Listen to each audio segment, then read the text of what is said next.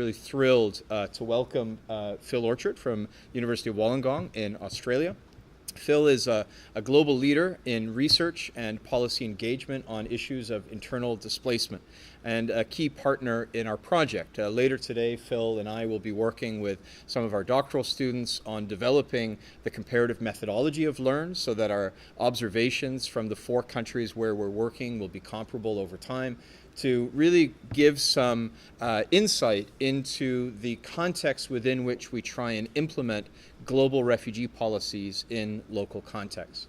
But what Phil is sharing with us today is his most recent research from Rhetoric to Reality on the efforts to implement global policies relating to internal displacement, relating to IDPs. Now, this is an issue that's been important to Phil for many years, from his time working as an assistant to the representative of the UN Secretary General for Internal Displacement, Francis Deng. It's an important part of his academic work with a publication he'll be speaking to today. But Phil has a long history of linking a theory to practice, of academic research that can speak to policy debates.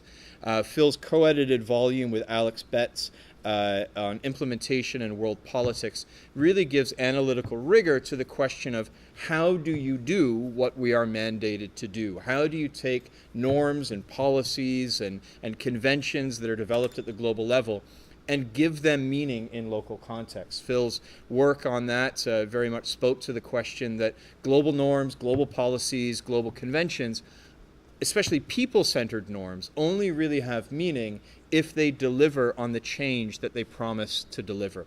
And so it's within that we're really fortunate today to have an opportunity to hear from Phil on his work with protecting the internally displaced. Phil's going to talk for about half an hour or so while we're able to enjoy lunch. Phil's lunch will then arrive, and maybe Phil will enjoy some lunch as we then have an opportunity for questions and discussions. So as Phil is getting ready to give his talk, the group is small enough. We're still expecting, as I say, another 4 or 5 people. But just for Phil's benefit and for everyone's benefit, if we could do a quick tour de table, and Angel and Amina, you can come and sit at the table, if you just so not having to type on your lap. Maybe if we can do a quick tour de table so that everyone knows who's here and what particular interests we may have in this topic in particular. So, start over here. Phil. Well, thanks very much. Yeah, I'm Phil Tanner, and I'm Senior Director for Christian Children's Fund of Canada. And we're part of a larger global Child Fund Alliance. We have an office in Australia as well. We're familiar with your work. And so we do migration projects globally, and I'm very pleased to be here to join you to hear this. Thank you, Phil. Howard. I'm Howard Duncan, the editor of the journal International Migration, and I'm with the Metropolis Project. I'm Angel, student here at Carleton, and part of Lerrn, the local Indigenous refugee research network. I'm happy to be here. Hi, my name is Anna. I'm corporate service HR for the Service Commission. And I came here, I'm a student, I was working here part-time, and I came because I wanted to get on board. Thank you. I'm Blake Barkley. I'm a PhD candidate in political science. I work with James. My research is generally focused on asylum policy in Sub-Saharan Africa, so I'm interested to learn more about IDPs. Hi, my name is Olivia, and I'm a master's student in Women and Gender Studies at Kampala University. And my research is around environmental refugees and the ones that are displaced internally and across borders. So that's why I'm here. I'm Sophia. I'm a first-year PhD student in the Ethics and Public Affairs program here at Carleton. I'm mostly interested in climate change-induced displacement, both internal and international. I'm Veronica. I'm a PhD student in law and legal studies, and yeah, I'm interested in refugee and migration law and policy in general, and definitely IDPs as well. My name's Imani, and I'm a fourth-year student at Carleton, and I also work with Lerrn. Barbara's behind the camera. My name is Barbara. I'm finishing my master's in journalism here at Carleton, and I'm also working with Lerrn. And we all know Phil, so over to you. Perfect, and thanks for those introductions, James. Now, if you're wondering where on earth is Wollongong, we're just south of Sydney. We're on the ocean. It's quite nice. But obviously, as James mentioned, I'm going to be talking today about a book of mine that came out in October. And what I want to focus on here is obviously protecting the internally displaced, but actually asking the questions as it's framed from rhetoric to reality. In particular, as you may be aware, with internally displaced persons, we face the situation that they don't have the same legal framework as refugees. Instead, what we've seen is the creation of guiding principles on internal displacement by the United Nations in 1998, and we've seen a process by which those guiding principles have been brought into regional law, particularly within the African Union, and also into domestic policies and laws in some 40 states. That is a remarkable achievement. But part of my project here is looking beyond just the text, looking beyond those instruments, and looking at how they've been implemented. And unfortunately, as you'll see over the next few minutes, what I find is that the record of implementation isn't as positive as we may see. So part of the goal of this research is not only to engage with the question of these policies and how they may be improved, how successful policies happen, but also, and this is what I'll end with, some of the questions around how this affects our views of IR theory and norm implementation more generally. So there'll hopefully be some good context for those of you interested in IDPs as a policy issue, and also those of you more interested in these issues from a theoretical perspective. To begin, however, as many of you will be aware, internally displaced persons today are a significant global problem. Of the 68 million forced migrants that we see globally in 2017, some 40 million of them were conflict-induced IDPs. This doesn't include natural disaster-induced displacement, which number approximately another 20 million each year, or those affected by development-induced displacement, where we have less accurate figures, but we're probably looking again at about 15 to 20 million per year. As you can see, IDPs have become a significantly larger group of forced migrants than refugees at the global level. And in fact, IDPs have outnumbered refugees since the early 1990s.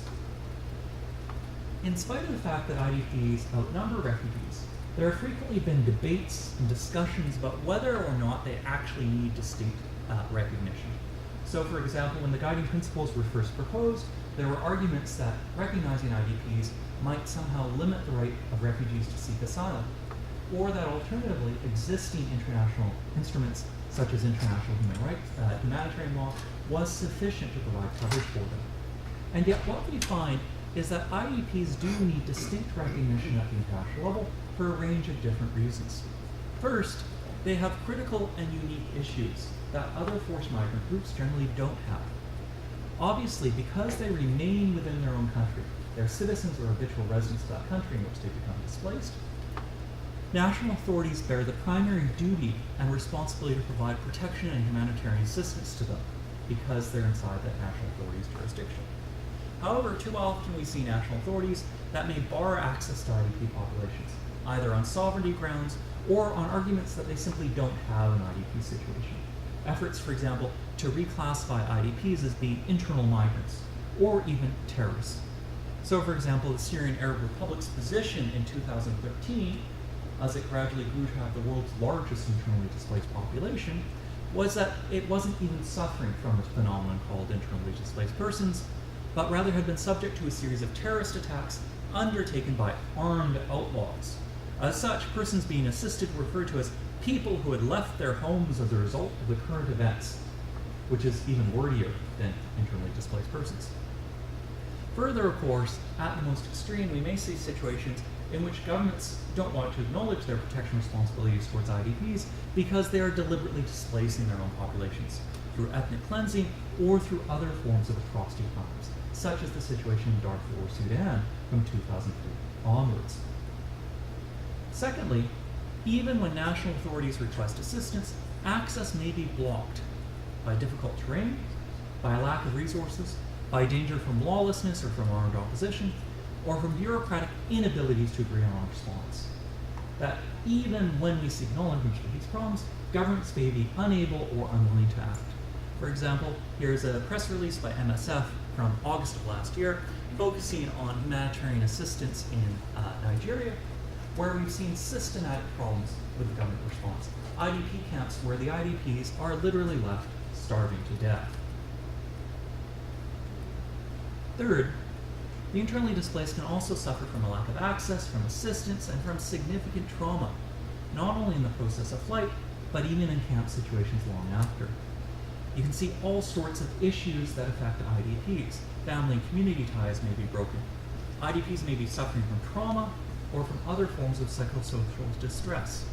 They may have lost access to their livelihoods, education, and health care. They may lack identification and access to services. They may be fearful of the state apparatus and not want to be registered.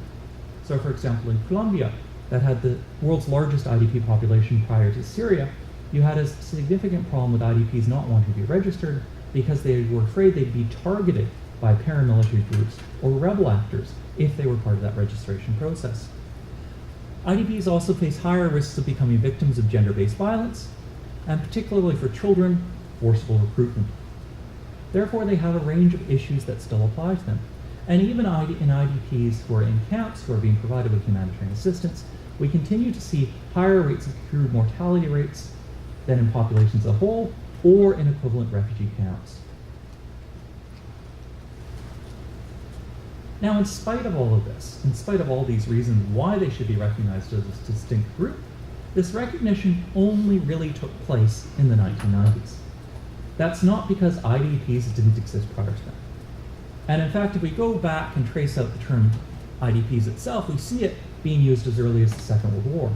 But we see people in IDP-like situations frequently being included in law in the interwar period. So, for example, Sir John Hope Simpson, the key British refugee law expert of the late 1930s, argued that the League of Nations Convention applicable to German refugees, which was introduced in 1938 but never ratified, actually incorporated a definition of refugees that applied as well to victims who were in concentration camps in Germany themselves. Victims that we would now today recognize as IDPs. In spite of this record from the interwar period and from the Second World War period, they weren't recognized. And this was in part because of deliberate machinations by the US government during the Refugee Convention deliberations. Famously, Eleanor Roosevelt, as US delegate, had argued that internal refugee situations should not be included within the Refugee Convention because they were separate problems of a different character in which no question of protection of the persons concerned was involved. Now, through some of my archival research, I've actually determined that the reason this argument was made wasn't because it was actually what the US government believed, but because the US government deliberately wanted to ensure during these negotiations that UNHCR was not given an assistance mandate. That was a mandate that they gradually grew to encompass in the 1950s and 1960s. They felt that including IDPs within the Refugee Convention would ensure an outcome they didn't want, and therefore they moved to block it by framing refugee and IDP questions through this lens. Now, if we look at processes from the interwar period, as I've noted, we actually see that these distinctions weren't nearly as clear-cut in practice as we now view them through the lens of the Refugee Convention. Now, that doesn't mean that IDPs were completely ignored during this period.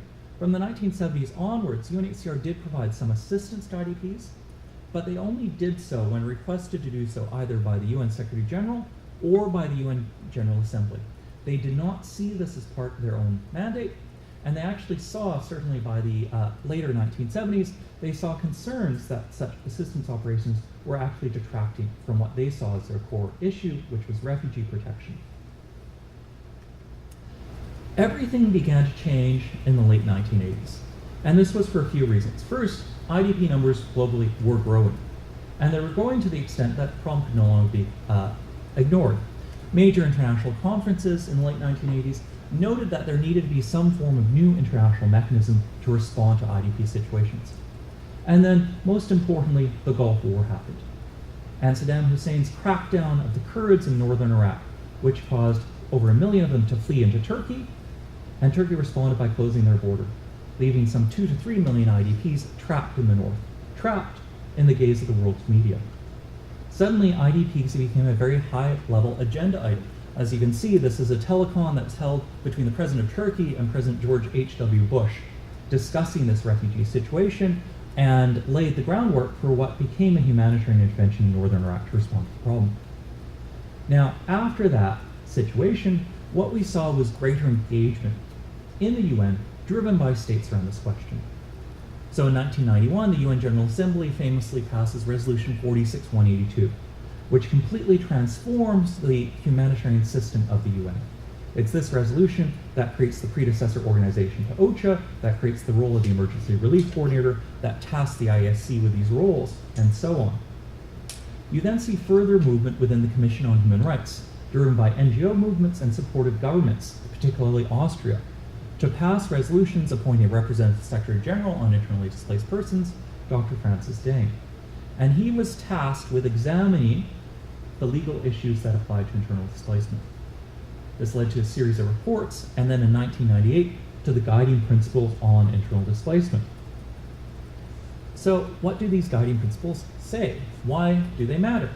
Well, as I noted at the outset, obviously IDPs do not have the same legal protections as refugees. Now I just noticed, are you guys all hearing me okay? Yeah, good. Instead, what we see within the guiding principles on internal displacement, because they're a soft law framework, is they offer a description of IDPs. And it's not even in the principles themselves, it's in the foreword to the principles. There they are described as persons or groups of persons who have been forced or obliged to flee or to leave their homes or places of habitual residence, in particular as a result of or in order to avoid the effects of armed conflict, situations of generalized violence, violations of human rights or natural or human-made disasters, and who have not crossed an internationally recognized state border. Now, those of you who are familiar with the Refugee Convention definition know that this is much more expansive than that definition is. It includes not just deliberate state action, but also generalized violence, as well as natural disasters. And certainly those of you, I know several of you are working on climate-induced displacement. There has, of course, been a degree of literature around this. How broadly does this apply? And generally it seems to apply to sudden onset rather than slow onset disasters. So it includes earthquakes and tsunamis, it doesn't include climate change. Even so, we see a much broader definition here. In fact, we see a definition that was created by a group of international lawyers effectively wanting to have a broad a definition as possible. Now, the principles are also notable because they specify that IDPs continue to possess the same rights as other citizens in domestic and international law, and specify that IDPs shall not be discriminated against. And in this, they're actually quite powerful. As Walter Kalin, the leader of the international legal team and then the RSG for the Human Rights of Internally Displaced Persons, has argued, the guiding principles are very hard, soft law because they're drawing on a variety of different forms of existing international law, including international humanitarian law, international human rights law, and analogous refugee law. They're taking those bodies of law and applying them distinctly to IDPs. But what they're doing so is arguing that internally displaced persons, like other people, have access to these rights. Now, beyond that, I've argued in my work that the guiding principles have actually played an important role in also creating an informal IDP protection regime at the international level. That what we see with the guiding principles is the establishment of three clear norms. That there had been a norm around IDP assistance that had begun emerging from the 1970s. But with the guiding principles, we also see these three norms also specifying clear requirements around IDP protection. The description contained within the guiding principles creates IDPs as a distinct subject group of the regime. And while in the 1990s there were a variety of different IDP definitions used, we can see that international practice is now crystallized around the definition included within the guiding principles. Secondly, they have an important normative argument in that they frame IDPs as being entitled to the same legal protections as other citizens within their own countries, and that there's an international responsibility to ensure that that is upheld. And finally, they identify the fact that there are a range of diffuse and direct responsibilities held both by national actors and also by the international community towards the internally displaced. This includes the need to provide international assistance, as well as providing protection for internally displaced persons. And thus, within the guiding principles, we see a clear enunciation of the rights of IDPs. We see an enunciation of a right against arbitrary displacement, including through policies of ethnic cleansing, apartheid, involuntary mass movement, and movement during conflicts in which it's not through needs of safety or military necessity, and also a clear description of rights of what we now call durable solutions. That language isn't used in the principles, the principles predate that language, but they specify that IDPs have a right to voluntarily return, a right to resettle elsewhere within the country, or a right to locally integrate within the country, and should have support of their own governments to do so, including through property restitution or other forms of compensation. Therefore, the guiding principles were actually quite a forward-looking document. Now, an interesting thing has also happened with them. While they're soft law, they've been widely recognized, including in the United Nations 2005 World Summit Outcome Declaration that recognized the principles as an important international framework for IDP protection. They're routinely cited by the UN, in the General Assembly, the Security Council, and in the Commission on Human Rights and the Human Rights Council, as we'll see in a moment, and by other regional and international actors. Further, we're seeing a growing pattern of legalization.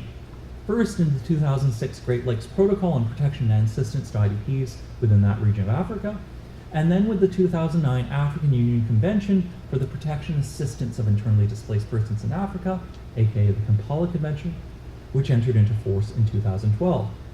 And as I've noted, we've seen at the domestic level some 40 countries with present or past IDP situations which have adopted their own domestic legislation or policies specifically on IDP issues.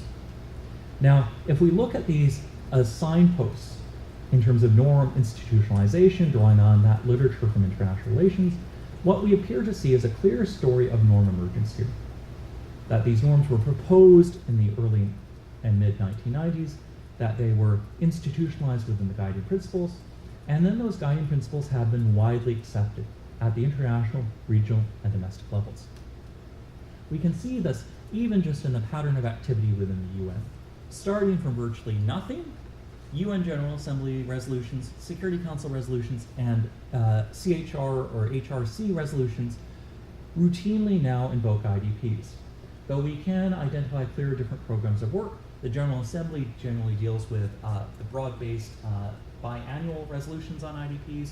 Security Council resolutions tend to involve peacekeeping missions, and in fact, peacekeeping missions being tasked particularly with the mandate to protect IDPs, while the Commission on Human Rights and the Human Rights Council tends to focus on the role of the mandate holders themselves, the representatives, and then special rapporteurs, which have held those positions. Now, the Kampala Convention itself is a really interesting instrument, because remember, the guiding principles are created by this body of international lawyers. It's literally international lawyers thinking what could be the best possible rights for IDPs.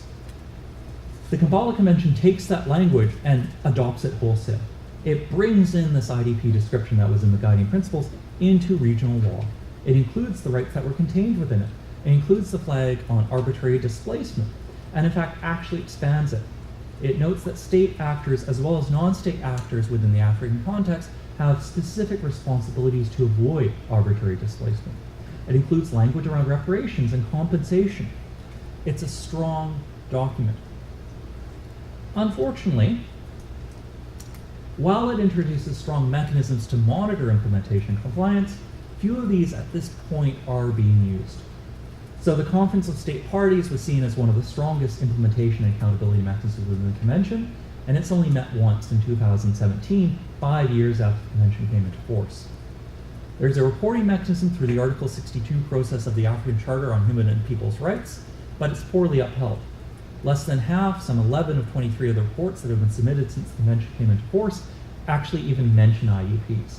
And this includes a number of states that have large IDP populations. 9 reports do point to legislative or policy changes that have followed Kampala Convention. So there are some good faith actors here, but there are also a number of states that are ignoring their responsibilities under the Convention. And finally, while the Convention allows disputes between state parties to be referred either to the African Court of Justice or to the Conference of State Parties, this hasn't happened yet in any of these cases. So what we see is a convention that looks very good on paper, but isn't being fully implemented. And unfortunately, that's the story we also see with respect to these domestic instruments. So there's been some 69 different legislative instruments and policies passed by 40 states. This is up till mid-2017 when I basically finished the initial draft of the book. There's been a few more policies introduced since in Niger, and South Sudan is now very close to a policy. Now within these policies and instruments, there are a number of good high points. A majority of them, some 46, accept a right of international assistance. 41 of them note that IDPs have international legal protections, and 41 of them note that they also have protections in domestic law. These are important signposts for accepting the fact that these states have IDP problems and are prepared to respond to them. Unfortunately, there's a weaker pattern of engagement with the guiding principles themselves. Only 30 of them explicitly mention the GPs, and only 19 of them endorse its definition. Too often, these policies and legal instruments either simply don't define who IDPs are, or they introduce a more restrictive definition, not including the range of causes within the guiding principles. So, for example, they may focus solely on armed conflict victims or on natural disaster victims. India's policy focuses exclusively on development-induced displacement, even though it has some 600,000 conflict-induced IDPs, and so on. Or they introduce temporal or geographic limitations. So you have to have fled from one part of the country, generally held by violent non-state actors, in order to gain status, or there's temporal restrictions, that you have to have fled through a certain time period in order to receive status. Further, these laws and policies also frequently prioritize returns over other durable solutions. So the idea that IDP status ceases when you return home, that we as a government will provide you support to return home, but not support if you want to do something else, like resettle elsewhere in the country or integrate where you are locally. And finally, while almost all of these policies and laws assign responsibility to a government body or create a new one to do so, many of these are underfunded, under-resourced, and lack clear lines of authority. So the policies themselves do have issues within them. We also see issues when it comes to their implementation. Basically, implementation of them is a critical issue. Less than a third of the laws and policies have been implemented without significant issues. And there are a range of reasons why this happens. First, states may very well be making a good faith commitment, but they lack the state capacity to actually translate that commitment into action. They may not control all their territory because other areas are held by armed non-state actors. They may not have the capacity within the government to do so. Frequently, as I mentioned, the ministries that are assigned these roles are under-resourced and under-financed. They simply may not have the internal capacity to deal with this. You frequently see stories whereby these policies get implemented and then they're not translated. Local officials working in the ground simply don't even know the policy exists, let alone what it requires of them. You can also see situations in which domestic opposition blocks implementation.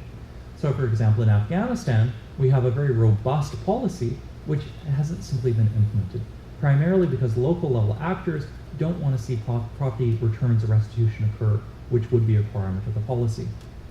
And finally, we have to deal in some cases with bad faith actors. That governments are choosing to make a rhetorical commitment, that they're being driven by reputational concerns, they have an IDP problem, they're facing pressure at the international level, or from NGOs or IOs to create a policy. They do so and then they simply don't implement it. So, for example, the government of Sudan has a very good policy on paper, but it's simply done nothing to actually bring it into effect and ensure its own IDP population has access to the rights within it. Further, and this is probably another bit of the troubling picture, while international support in the drafting process does help improve the policies themselves, it doesn't help improve their implementation. So, of the 30 laws and policies which mention the guiding principles, some 18 of them were drafted with international support. Of the 18 which use the guiding principles definition, 15 were drafted with international support from actors like UNHCR, IOM, OCHA, the Norwegian Refugee Council, and so on. Unfortunately, the implementation record is almost the same. That we see that of the 33 laws and policies that have been drafted with international assistance, 13 of them have been robustly implemented, 13 of them have had significant implementation issues, and 7 of them have not been implemented at all. So these issues highlight what I see as two broader problems that we currently have in international relations norm scholarship. The first of these problems is what I'm referring to as the norm fixedness problem, and this idea of fixedness comes from Catherine Sicking at a workshop I was at a couple years ago. And this is basically the idea that we don't have enough information in a given norm to fully understand how it should be applied in a given context. That institutionalization is one piece of the puzzle, but it's not the full puzzle. And I've argued in other work, as James mentioned, my co-edited book with Alex Betts, that when we look at norm emergence, we need to look at it as two parallel processes. That the first of these is institutionalization at the international level, the process by which a norm is recognized and then brought into institutions, whether it's the UN or other international actors, primarily but not exclusively through the mechanism of treaty law. That it needs to be institutionalized, and frequently having a treaty or convention is seen as the endpoint of the institutionalization process. But that doesn't tell us enough. Treaties do not cover these issues with enough clarity to understand exactly what the normative obligations states and other international actors hold, and how those should apply in a given situation. And so Alex and I explored the idea of implementation at the domestic level or within organizations. Implementation is simply the process through which a new international norms, precepts, are introduced into formal legal and policy mechanisms within a state or organization in order to routinize compliance. So very much what I'm looking at within this book project is these laws and instruments being brought down to domestic level, and then their process by which they've been implemented. And we see this much varying picture. So the institutionalization picture by itself looks very positive. The implementation picture looks considerably more troubling. The second issue I'd highlight, however, is that as states go through this implementation process, as things happen at the domestic level, we actually see processes of contestation and recontestation occurring at the domestic level and within organizations. So gradually what we may see is that a state defines a norm, that norm manifests in practice within the state, is understood or interpreted in different ways by individual actors. So a state may very well have brought a norm into its domestic level, it may have implemented that norm, but that norm may look differently than what we expect it to be from the international level views of the norm alone. This means basically that whenever we see a new norm emerging, there's always going to be a scope of variation in how that norm gets interpreted. That it will always vary to one degree or another.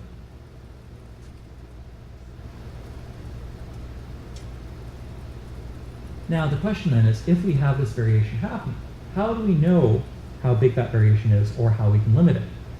Well, there are a few different ways of doing this. I argue that how wide that scope of variation is based on two sets of factors. The first set are intrinsic characteristics of the norm itself. So how precise or ambiguous is it? And what is its content, including whether it's prescriptive or proscriptive or prescriptive. So proscriptive norms are ones that are actually easier to follow, because a proscriptive norm is basically telling you don't behave in this injunctive way. So there's a norm against genocide, don't commit genocide. It's pretty obvious. If I'm following that norm, I simply don't engage in genocide. Prescriptive norms are harder to follow because they require a positive duty or action. So for example, if we look at the responsibility to protect doctrine, as a doctrine, as a set of norms, among the things it does is it says that states should not engage in genocide, that states have a responsibility to protect their own population from that, but that the international community also has a responsibility to assist states in upholding that responsibility, and in cases where a state is manifestly failing to do so, that the international community has a duty to intervene in those situations. Now those latter two norms, and I've argued in a recent piece that the R2P is actually a series of different norms, those latter two norms are both prescriptive norms. They're requiring us to undertake action to stop a state that's engaging in violation of that norm. And the problem is we don't necessarily know what that action is. As Jennifer Welsh argued in her chapter in our implementation book, what we see is rather a duty of conduct with the R2P. That international actors like the UN Security Council have agreed that they will discuss it, but they haven't necessarily agreed that they'll take one specific form of action in a given circumstance. And this brings me to that second set of factors, what I refer to as the norm's application, what actions it requires in a given situation. Now, because of ambiguity within a norm, and ambiguity can happen here no matter how precise the norm is, no matter how clearly it's defined in international law, because frequently we see a process of adjudication occur. We see a process whereby a treaty gets created, and then we need to look at individual cases and how it gets applied. There's always a level of ambiguity about how those legal understandings will be understood. And because of that, as a norm actually gets applied to a given situation, we may very well see a process of reconstitution of that norm occurring at the domestic level and even at the international level. As states suggest, well, no, we understand this norm differently. or we understand our requirements for action under this norm differently than you do.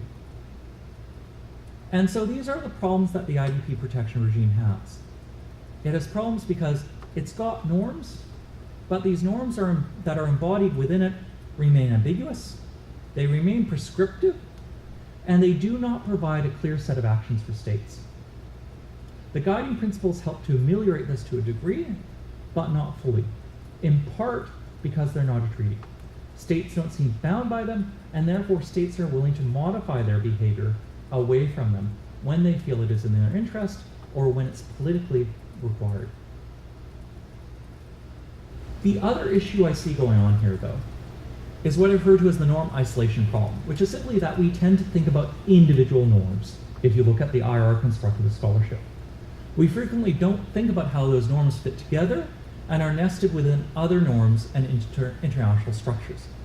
So within my first book, I focused very much on the refugee regime, its origins, its evolution, and I ended up arguing that by looking at how individual norms around refugees have changed, that we can actually point to no less than 3 different regimes over history around refugee protection.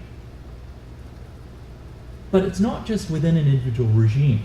It's also how these norms nest and fit with other structures beyond that regime. Because remember, norms themselves should be relatively simple things. They, in Finnemore and Sicknick's famous definition, they isolate single strands of behavior. And this is a part that we tend to forget. There's an engagement with norms where we try and have a norm explain lots of behavior it shouldn't be able to do so.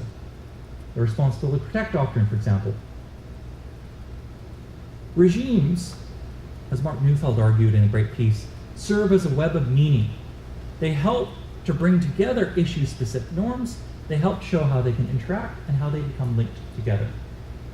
The regime helps provide a behavior guide to states so they know how norms interact and how norms help to govern their behavior.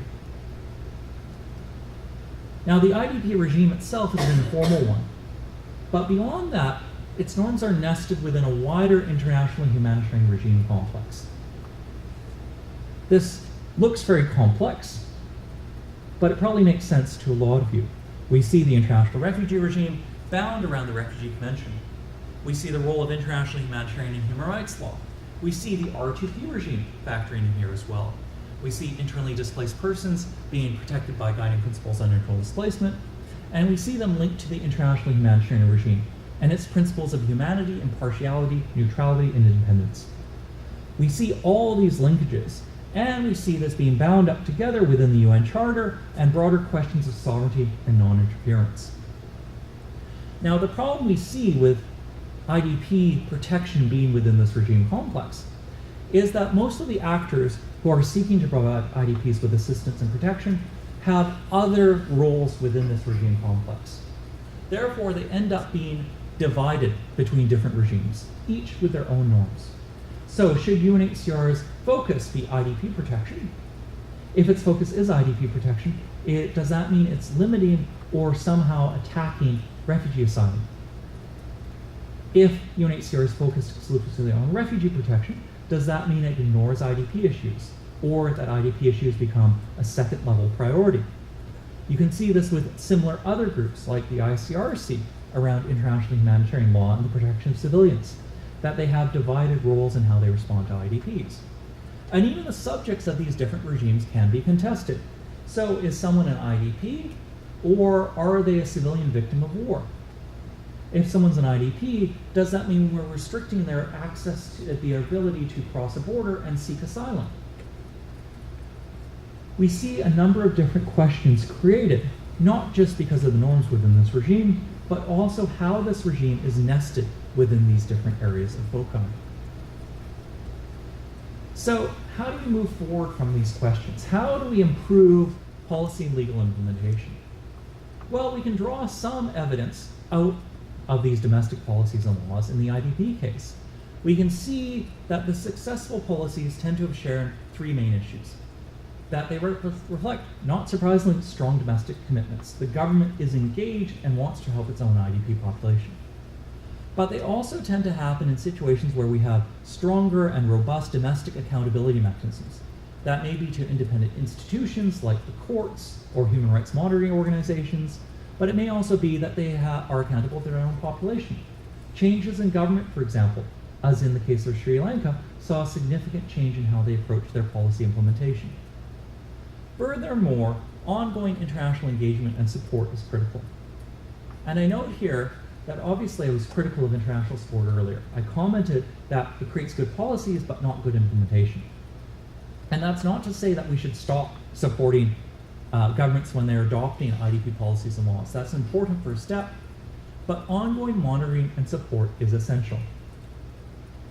In addition, though, we should seek to improve accountability mechanisms at the international level. And I argue here that this isn't something where we need something new. Obviously, there's not a lot of appetite at the international level to create new government structures. But we have existing accountability mechanisms that we can use. So one good model here is within the Kampala Convention, the Article 62 reporting process. As I mentioned, while a number of states haven't used it yet, 8 states have, and it provides clear commitments on their part to how they're bringing this convention into their own domestic laws and instruments. And the UN Human Rights Council's Universal Periodic Review mechanism could serve a similar purpose, both by states demonstrating what they're doing for their IDP population, but also by other states providing them with the recommendations. We already see this happening in some cases. So for example, in Myanmar's first cycle review in 2011, New Zealand encouraged them to implement and enforce the right not to be arbitrarily displaced and the guiding principles on internal displacement, a recommendation that that government unfortunately didn't accept. But what we see with this process is that it's completely haphazard right now. That states occasionally mention IDP issues, they occasionally mention the guiding principles. But there's no concerted effort. There's no state that's sitting down and actually reading the stakeholders' reports and consistently raising IDPs in every review where there's an IDP population. And this is something that can be done easily because we have that information. The Internal Displacement Monitoring Center, as well as other actors, provide stakeholder reports for each country that's going up. They're providing an overview of those IDP processes. And what I'd like to see is that this process gets much more systematic on the part, particularly of Western European and other governments. So I'll end there, and obviously I want to leave a bit of time for questions and answers. I spoke a bit longer than I planned to, so my apologies for that. But as I mentioned, this is based on my book. I do have a copy of it somewhere here. But the book's available for order. It is horribly pricey because it's currently a hardback with Routledge. You can get a 20% discount, but I am hoping the paperback will be out shortly. So we'll end there and look forward to the Q&A.